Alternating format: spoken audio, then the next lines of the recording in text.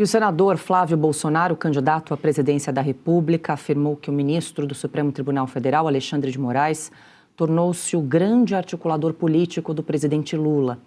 A declaração foi dada após encontro com candidatos ao Senado apoiados pelo PL em Brasília.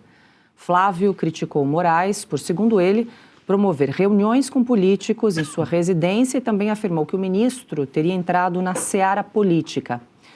A fala faz referência ao jantar mediado pelo ministro, que contou com a presença de Lula e também do presidente do Senado, Davi Alcolumbre.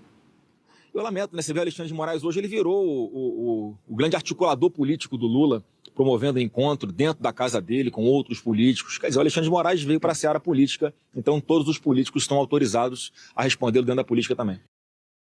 E Flávio também foi questionado sobre a possibilidade de uma eventual maioria de direita no Senado apoiar pedidos de impeachment contra ministros do Supremo. O presidente da República, ele indica ministro do Supremo, o próximo indicará 4.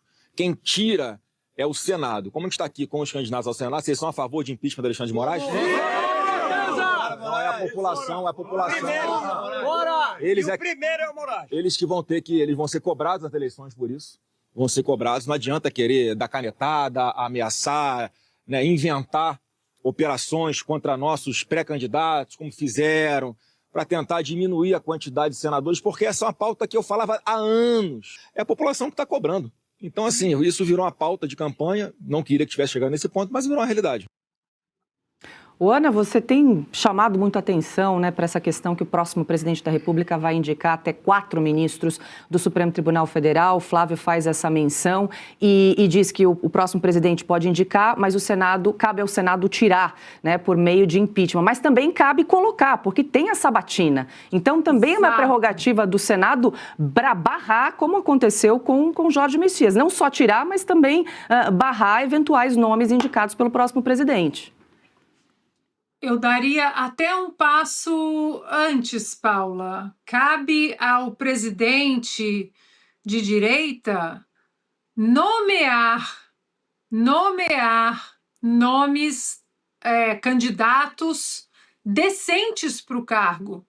Porque, por mais que nós sempre enaltecemos aqui a administração técnica do presidente Jair Bolsonaro, com nomes muito técnicos, né, como Paulo Guedes, por exemplo, o Tarcísio de Freitas, o ministro Nunes Marques, ele veio numa onda que até hoje ninguém entendeu muito bem, como de repente apareceu Nunes Marques, sendo que nomes como Ives Gandra Martins Filho era cogitado, nomes assim de estatura jurídica, com todo o conceito, né, formado para uma cadeira de ministro do Supremo Tribunal Federal. O ministro André Mendonça, agora, né, a gente tem uma esperança nele, principalmente em relação ao caso Master, ao Daniel Vorcaro, e a seriedade com que ele abraçou isso e querer mostrar para o país transparência. Mas nós precisamos cobrar dos candidatos de direita, e se o Flávio está à frente ali, né, pescoço ainda nas pesquisas com Lula, uma lista de possíveis nomeados para o Supremo Tribunal Federal. Se muito do que o Flávio faz, a campanha do Flávio faz, ele tanto é que nomeou foi buscar um vice agora no Alfredo Gaspar, que tem ligação com a segurança pública, com combate ao tráfico, com combate à corrupção. Isso vem também de uma aura da própria campanha e eleição do Donald Trump. Então, que a campanha do Flávio siga também isso da campanha do Donald Trump, que fez questão de lá atrás, em 2016, colocar uma lista. Ele colocou uma lista, se eu não me engano, 7, 8 nomes de possíveis indicados para a Suprema Corte.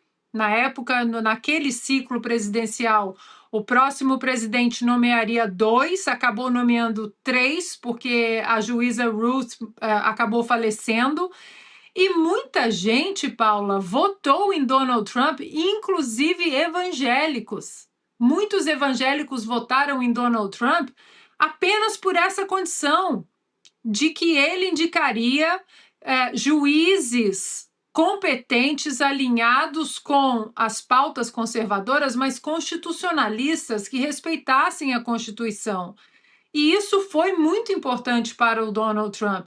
Em 2024, ele falou a mesma coisa. Então, eu acho que esse é um ponto crucial para a campanha do Flávio pensar e, quem sabe, colocar uma lista diante do público, porque não adianta a gente... Vamos aqui fazer um cenário.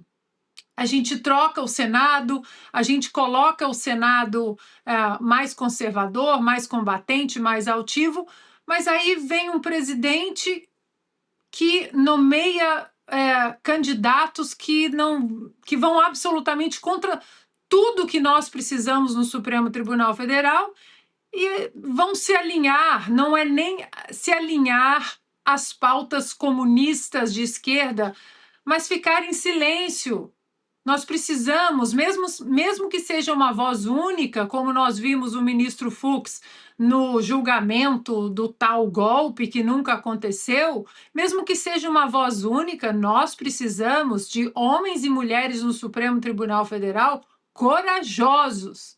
Então fica aqui uma ideia, Paula, eu acho que o brasileiro hoje, que sabe a escalação do Supremo, mas não sabe da seleção brasileira de futebol, acho que o brasileiro que ainda está com alguma dúvida se vota no Flávio ou não, tenho certeza que olhando uma lista robusta de possíveis indicados comprometidos com a Constituição, isso poderia virar muitos votos.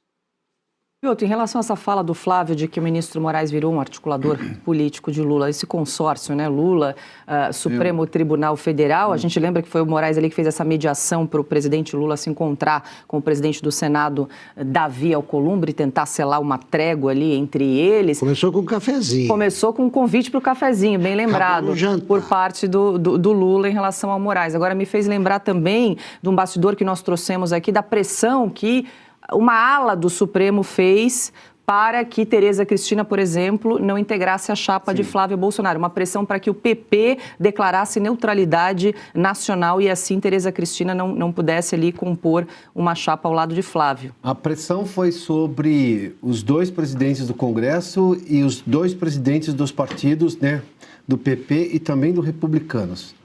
De onde viriam as duas mulheres possíveis candidatas ou candidatas a vice na chapa do Flávio.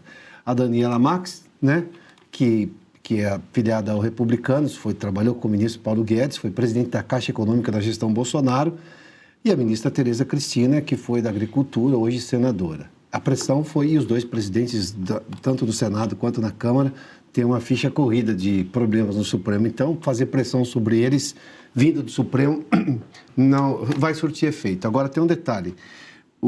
Pelos fatos que a gente está vendo, o Alexandre de Moraes virou o líder da bancada do governo no Supremo Tribunal Federal. É praticamente isso.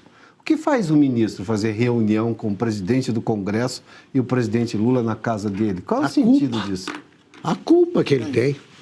Não, e veja só a relação do ele governo... Ele está procurando advogados, o Moraes. Não, olha o nível da coisa, porque não é nada republicano, sabe, dessas coisas escandalosas. E eles tratam isso como uma normalidade. E aí, veja lá, né? Às vezes eu vou ver a cobertura em alguns outros veículos de imprensa, você trata isso como se fosse, se reuniu. Não, chama de escândalo primeiro. Depois você pode dizer o que aconteceu, mas é um escândalo. Escândalo é escândalo. O presidente do Supremo, o ministro do Supremo, aliás, o Moraes, se nada acontecer até lá, sucede o Fachin na presidência do Supremo Tribunal Federal. É o fim, né? E, aliás, nós pagamos também esses jantares, é bom lembrar. Sempre, nós estamos pagando, os pagadores de impostos.